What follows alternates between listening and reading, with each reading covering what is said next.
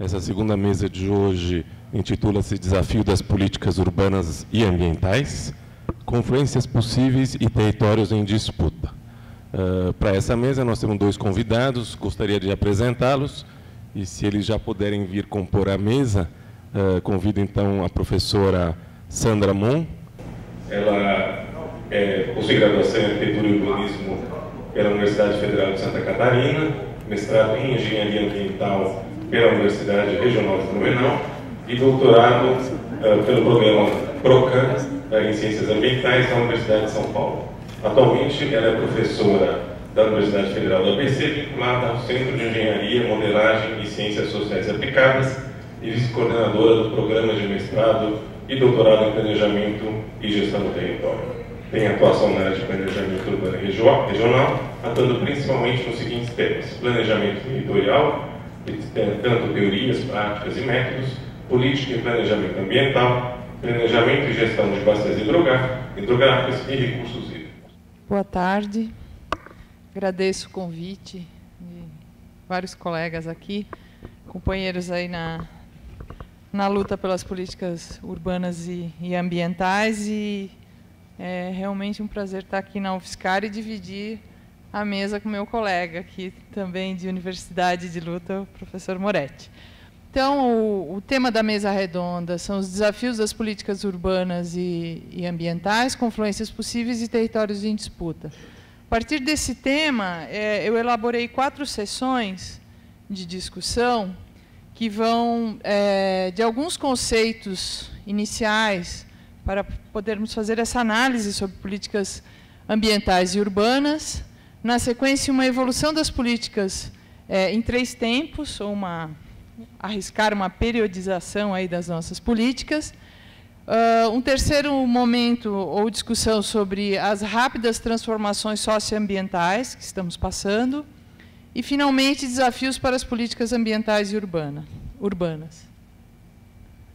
Começando, então, na primeira sessão, sobre os conceitos para nortear essa nossa discussão sobre políticas ambientais e urbanas, eu trouxe aqui um quadro, síntese, com base em 3 autores, discutindo os instrumentos de política. Os instrumentos, eles são elemento-chave na estrutura na organização das políticas públicas, pois são eles que viabilizam as políticas, são eles que criam a possibilidade de execução delas. Nós temos uma tradição aqui, segundo o nosso histórico de políticas públicas nessa área, uma tradição aqui no que o Merico chama de instrumentos de comando e controle, não é? Que são os mais tradicionais, mas, se nós olharmos esse quadro aqui, nós vamos ver um repertório muito maior de instrumentos possíveis para se viabilizar uma política pública. Ainda falando sobre o Merico, que faz uma síntese maior aqui da descrição dos instrumentos, tem esse bloco dos instrumentos de comando e controle, que são o que nós conhecemos, né? Por exemplo, licenciamento ambiental, autorizações, permissões. Um bloco de instrumentos voluntários, que aqui antes, passando pelas intervenções ou propostas, né, em paisagem, por exemplo, programas de educação ambiental ou de adesão de proprietários, instrumentos econômicos e os gastos governamentais. É interessante observar que o Merico, por exemplo, fala dos gastos governamentais como instrumento, e é muito pertinente essa discussão no momento de cortes de orçamento em todas as áreas. Então, as peças orçamentárias das políticas públicas, elas são parte dos instrumentos, e normalmente nós não relevamos isso na nossa análise. Só finalizando aqui, então, associado aqui a esses instrumentos voluntários, o Marcelo Lopes de Souza, que é bastante tradicional na literatura de planejamento urbano e regional, vai chamar de instrumentos informativos, os instrumentos econômicos de instrumentos estimuladores, e nesse pacote de comando e controle temos instrumentos inibidores, coercitivos, e normativos de fiscalização e controle, preventivos e corretivos. Esse quadro ele nos serve para orientar um pouco o nosso olhar sobre as políticas que virão a seguir, ou da diversidade do repertório de instrumentos que nós devemos nos valer e analisar. Um segundo bloco aqui conceitual, para a gente entender um pouquinho melhor as políticas, vem de uma literatura de planejamento que cria essas duas categorias, que é muito interessante para a gente analisar uma política pública também, que é o Planning System e o Planning Culture. O Planning System é o que usualmente nós investigamos quando analisamos políticas públicas com impacto territorial ou ambiental. Ou seja, são as estruturas institucionais e normativas, ou legislação, a criação de conselhos, criação de fundos, toda a parte institucional e normativa que envolve uma política pública. Isso denominado como Planning System. A Planning Culture é mais interessante para a nossa reflexão. Ela vai falar de um conjunto de valores, conceitos, metodologias, ideologias, procedimentos, teorias que envolvem a nossa prática de planejamento e gestão no âmbito das políticas públicas e das estruturas institucionais. Até, inclusive, fazendo referência à mesa anterior, que no título aparecia a palavra resiliência. Resiliência é claramente um exemplo do que é Planning Culture, quando uma nova terminologia, com um novo arcabouço teórico, com novas ferramentas, com novas discussões, entra para dentro dos sistemas de planejamento. Então, esse olhar é muito interessante para a gente ver, ao longo do tempo, como nós vamos sendo, muitas vezes, até invadidos, entre aspas, por termos e conceitos que nem são produzidos no nosso âmbito e daqui a pouco somos avaliados por isso. Ah, a cidade é resiliente, não é resiliente? Somos brasileiros, de partida já somos resilientes, né? Mas, enfim, serviços ecossistêmicos, já foi sustentabilidade, enfim, uma série A academia produz muito planning culture, não é? Então, essa reflexão é interessante e tem aqui as referências e depois, se alguém tiver maior interesse em conhecer um pouco mais essa literatura. Bom, indo agora para a evolução das políticas públicas, aqui uma tentativa de fazer uma periodização em 3 tempos. Uma primeira geração de políticas ambientais e urbanas, uma segunda e uma terceira. A primeira geração, aqui denominada, ainda no século XX, é a geração de políticas territoriais e ambientais pré-Constituição de 1988. Então, nós temos, por exemplo, a Política Nacional e o Sistema Nacional de Meio Ambiente, que é de 81, que cria, né, vários instrumentos, como a gente viu antes. No rol dos instrumentos da Política Nacional de Meio Ambiente, tem 11 instrumentos. Deles, se eu perguntar para vocês qual o primeiro que vocês lembram, imagino que todos vão falar o licenciamento ambiental, né, a avaliação de impacto ambiental, que é um instrumento de comando e controle. Mas no rol dos 11 instrumentos listados na política, vocês irão encontrar instrumentos informativos, estimuladores, voluntários, conforme aquele rol, aquele pacote de instrumentos, ou aquelas tipologias de instrumentos informadas antes, né? Mas é muito importante porque essa política, de fato, ela vai criar a estrutura, né? Ou o que nós chamamos antes do Planning System, ela vai criar sistemas de planejamento, instituições que vão fazer esse sistema ambiental começar a operar no país, né? Aí o caso de CONAMA, CONSEMA e os conselhos municipais. Rapidamente, a lei de parcelamento do solo, falado antes aqui na discussão, né, sobre a infraestrutura verde e arquitetura de paisagem, uma lei muito importante, também de 79, e que também cria várias restrições ou regulações. É uma lei muito voltada em torno de instrumentos de comando e controle, por isso que aqui uma das razões disso está na primeira geração de instrumentos, porque elas são muito centradas no papel do Estado, regulando o uso dos recursos naturais, incluindo o uso do solo, não é? Temos o capítulo da política urbana, na verdade, já em 88, né, na Constituição, mas já remetendo ao que viria a seguir, com o Estatuto, a referência à criação do instrumento do plano diretor. Uma lei, então, de 73, das regiões metropolitanas, que só agora, né, 2015, é que vai também ter sua efetividade, com o Estatuto da Metrópole, e o Código Florestal. O Código Florestal, aqui, eu não sei se vocês conseguem ler dali, mas aqui nós temos as políticas, os instrumentos, os principais, os recortes territoriais e os espaços institucionais, nessas últimas duas colunas, né? Então, em termos de recortes territoriais, já nessa primeira geração de políticas, já aparece a figura do bioma, né? E faz referência à rede hídrica, que é o Código Florestal. Então, aqui já começa a surgir o início de uma nova unidade de paisagem ou de planejamento nas políticas. Aqui, nos espaços institucionais, também já começa a aparecer novas instâncias onde essas políticas serão discutidas, formuladas, etc. Uma segunda geração de políticas... deixa eu só ver o horário aqui. Tá, okay. De políticas ambientais e territoriais é pós-Constituição. E ela ainda não é tão ampla quanto a terceira geração que nós vamos ver a seguir. Mas observem que essas duas últimas colunas aqui, que na outra tinham vários espaços vazios, né? Aqui já começam a ficar ocupados. Ou seja, essas políticas já estão vindo com uma proposta muito mais diversificada de instrumentos, de recortes territoriais e de espaços institucionais. Ou seja, há uma evolução, claramente uma evolução, em termos de uma primeira versão das nossas políticas, que ainda estão aí, né, em andamento, vigentes, em relação a como atuar sobre o objeto das suas ações ou regulações. Então, aqui, nessa nova geração, a gente tem a Política Nacional de Recursos Hídricos, que cria a bacia hidrográfica como como uma unidade, um recorte, e cria espaços institucionais como os comitês, que é uma novidade territorial e institucional.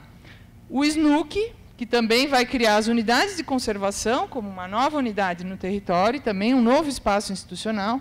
O Estatuto da Cidade, que aí sim, o Estatuto, por exemplo, vai se valer de muitos daqueles instrumentos do primeiro quadro, para além do comando e controle. Instrumentos de incentivo ou econômicos, não é? Como IPTU progressivo, outorga onerosa, transferência do direito de construir.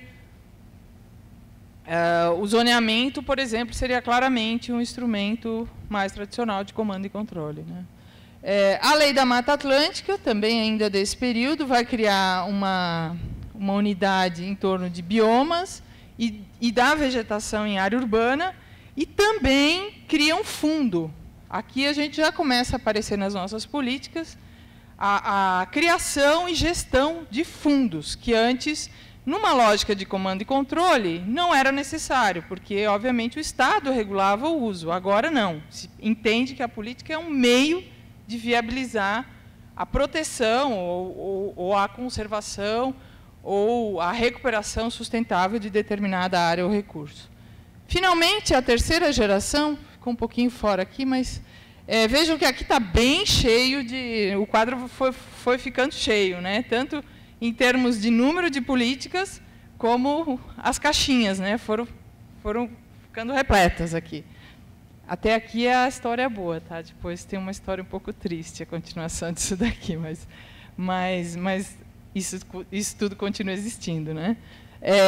Mas vejam, há uma evolução muito grande a partir da primeira década aqui, né, do século XXI, aí, 2007, já começa aqui, até 2015, a gente vai ter, então, a política as diretrizes nacionais de saneamento básico, política nacional de mudança climática, resíduos sólidos, proteção, defesa civil, proteção da vegetação nativa e a última, aqui, o Estatuto da Metrópole.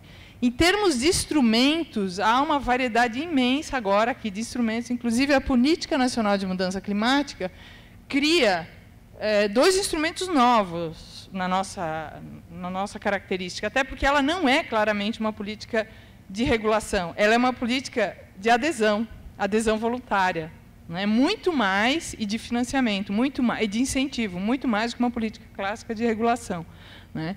Então, pela primeira vez aqui também se cria uma meta de redução dentro da política, né, das emissões de gases de efeito estufa, se cria linhas de crédito e se cria instituições como Comitê Interministerial, Fórum, Rede, e é muito rico isso, então, o repertório de instrumentos vai ampliar muito. A própria lei da proteção da vegetação nativa, tão criticada, né, pela anistia, pela redução, a flexibilização de vários elementos, manteve a APP, que claramente é um instrumento, o Marcelo Lopes de Souza chama coercitivo, né, é um instrumento de força, ele impede o uso,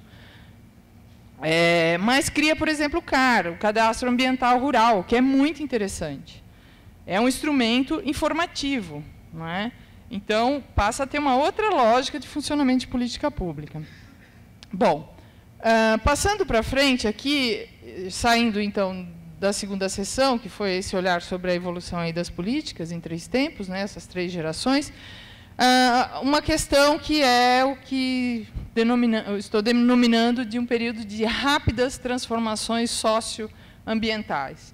E para exemplificar ou para discutir 2 delas, em termos social, do sócio aqui, nós temos a redução do papel do Estado. Não é? O que vem se configurando desde de 2016 é uma restrição, a partir, por exemplo, da PEC do teto e várias medidas que estão sendo implantadas, uma restrição da atuação do Estado nas políticas públicas. Isso é um lado. E, por outro lado, no ambiental aqui, as mudanças climáticas, ou alterações no sistema ambiental global. Não gosto de afirmar necessariamente que são mudanças climáticas, já tinha essa percepção, e à medida que a gente vai trabalhando, vimos uma palestra excelente, né, Moretti, do Tércio, né, o professor Tércio, está num projeto temático agora com a gente, e já adotava isso. Na verdade, vamos falar muito mais de eventos extremos do que mudanças climáticas. O que a gente pode afirmar, sim, é que está aumentando a frequência e a intensidade de eventos extremos. Se isso vai se configurar como mudança climática ou não, é uma outra questão, que a ciência, com o tempo, vai responder com 100% de garantia. Hoje ainda é uma certa controvérsia científica, mas, de fato, o cenário das alterações climáticas ele tem criado mudanças e transformações que estão impactando as políticas públicas, sim. Bom, falando, então, dessas mudanças ou dessas transformações socioambientais, pegando a questão dos eventos extremos. A ANA produz anualmente o relatório Conjuntura de Recursos Hídricos. É um documento para acompanhar o Plano Nacional de Bacia de Recursos Hídricos. Relatório Conjuntura é o nome, tem no site da ANA. Ele é sobre recursos hídricos, mas a perspectiva da Política Nacional de Recursos Hídricos não é uma perspectiva setorial, é uma perspectiva integrada. Então, ele é uma fonte muito interessante de várias informações. Até deixo o link aqui, mas se digitar Conjuntura de Recursos Hídricos, ele aparece. E eles monitoram anualmente os eventos extremos relacionados com excesso, né, de umidade ou precipitação, ou falta, ou seca, né? Então, esse aqui é o documento de 2016, que é o ano de 2015, né? Vocês conseguem, acho que, ver bem daí as cores, né? Todos esses eventos, todas essas cores que estão plotadas no mapa do país são eventos extremos. Eles estão fora do padrão de normalidade. O que está próximo do vermelho, das cores quentes, são falta de chuva. E o azul, excesso de precipitação. Chama a atenção o vermelho, que tem com um tempo de retorno de mais de 100 anos, e o azul e o roxo. Da mesma forma, precipitações com tempo de retorno com mais de 100 anos. Isso é 2015. Eu puxei 2014, que a gente teve a situação, né, aqui na São Paulo da escassez. Isso foi o que aconteceu em 2014 na região sudeste.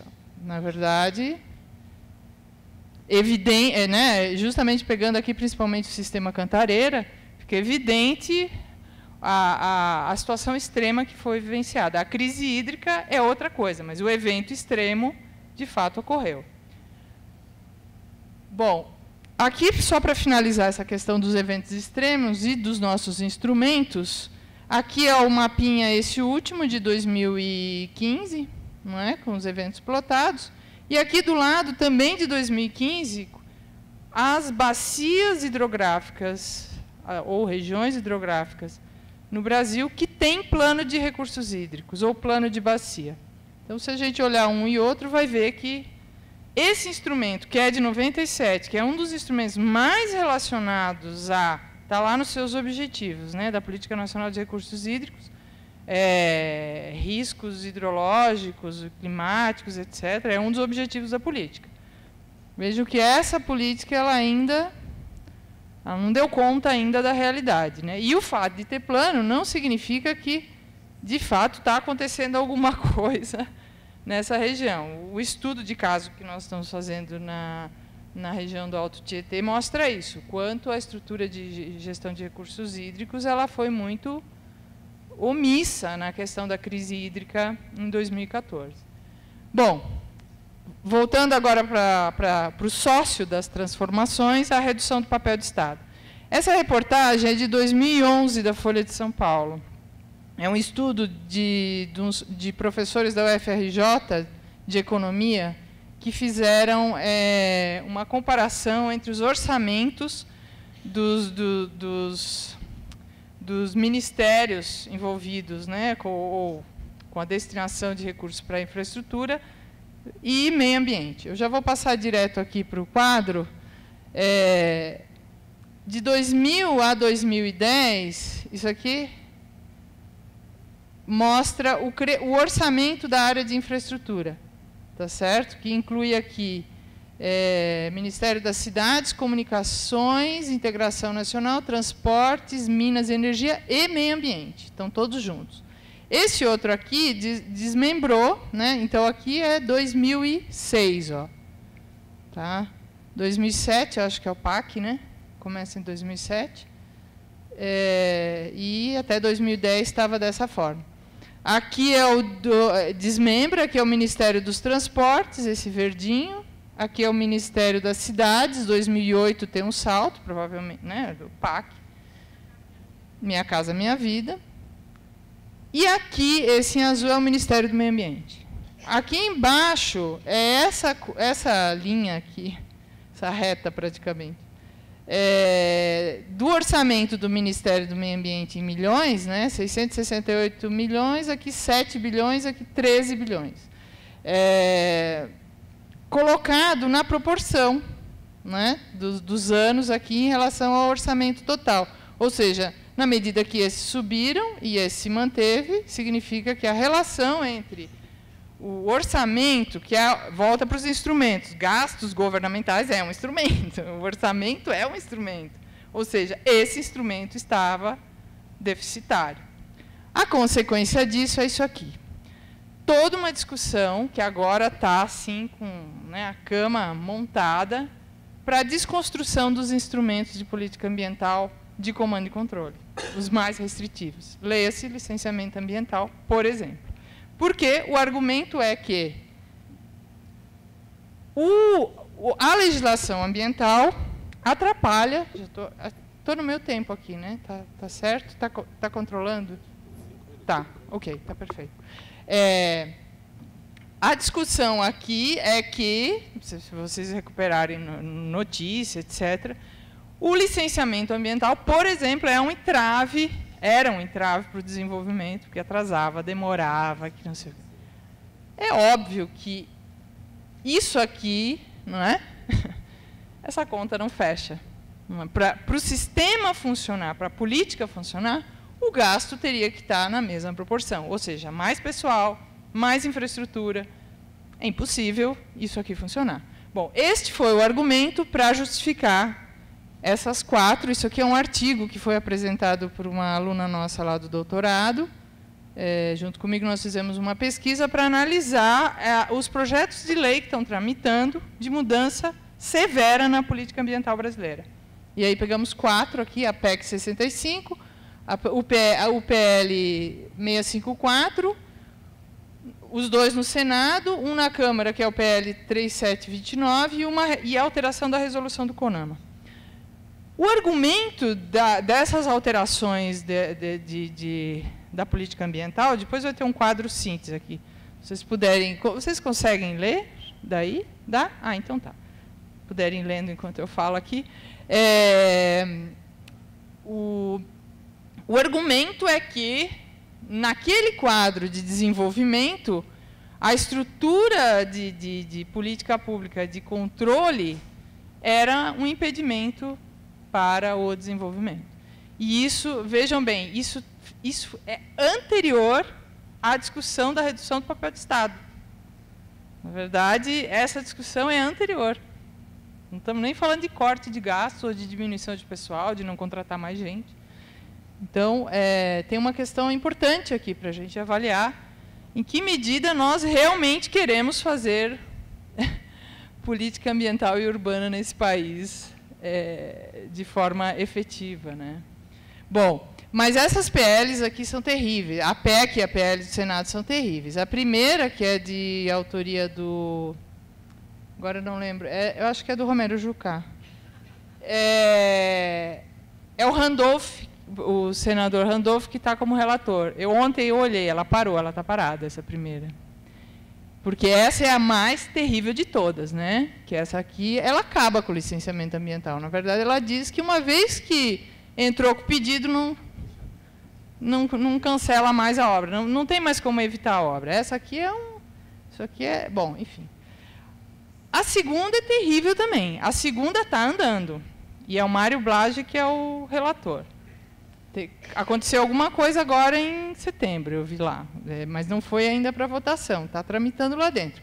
A segunda também é terrível, porque ela vai dizer que toda obra de infraestrutura é uma obra de interesse social, portanto, pegando o que está lá na política, no novo Código Florestal, ela vai ter uma passagem facilitada. E, para piorar, cria um tal de rito especial ou sumário, ou seja, é uma total simplificação do processo de licenciamento. E se a gente acha que quem faz obra ruim e degradadora é o privado, aí é muita ingenuidade, né? Porque realmente as grandes intervenções são públicas, são elas que fazem toda a parte de infraestrutura, por exemplo, de rodovias, faz um estrago imenso, né, em áreas protegidas. Bom, duas outras propostas não são tão ruins. Essa aqui, que está na Câmara de Deputados, ela tem um histórico mais antigo. Vejo que ela é de 2004. Tem deputados que militam na área ambiental, que estão atuando nela. Na verdade, ela pretendia fazer uma lei geral do licenciamento e alinhada com a lei complementar, aquela 140 de 2011, que especificou as competências, né, dos entes, né, principalmente dos municípios, na política ambiental. E uma outra, que é dentro do CONAMA, que é uma revisão da resolução a 01 de 86 e a 237 de 97, que são as resoluções que regem o licenciamento ambiental brasileiro. Então, só recapitulando, voltando lá para frente, da nossa Política Nacional de Meio Ambiente, que é de 81, um dos principais instrumentos, que foi um dos poucos que pegou, apesar de terem outros, né, de voluntários, informativos, de incentivo, que é o comando e controle, está sob séria ameaça. Tá certo? Na verdade, ainda vi essa semana, as multas, né, ambientais, vocês viram? Teve um abono lá de 60%. Dá para falar, o nosso capital natural está sendo negociado pela governabilidade de uns, né? Então, isso tudo está no pacote. Já estava antes, agora, então... Bom, esse é o quadro síntese dessas alterações severas, né, na política ambiental brasileira. E aí, em 4 categorias. O caráter preventivo da política... Estou terminando, só tem mais uma. A avaliação de impacto ambiental como subsídio técnico, transparência e participação social, que é toda a parte das audiências, etc., que acaba dessas duas do Senado, acaba com tudo. A gestão compartilhada e o monitoramento. Na verdade, as duas que estão no Senado acabam com tudo. A da Câmara não é tão ruim, ela tem, né, ela não é um projeto tão ruim, e a resolução CONAMA a mesma coisa. E por último, tem mais uma, desculpa, esqueci desse aqui. Só para finalizar aqui, voltando para os conceitos de Planning System e Planning Culture, que é um pouco bom, como é que a gente olha isso que está acontecendo, né, diante dessas rápidas transformações. Eu achei muito bom esse quadro para entender, porque ele fala em estabilidade, instabilidade e, novamente, estabilidade. Ele fala de ciclos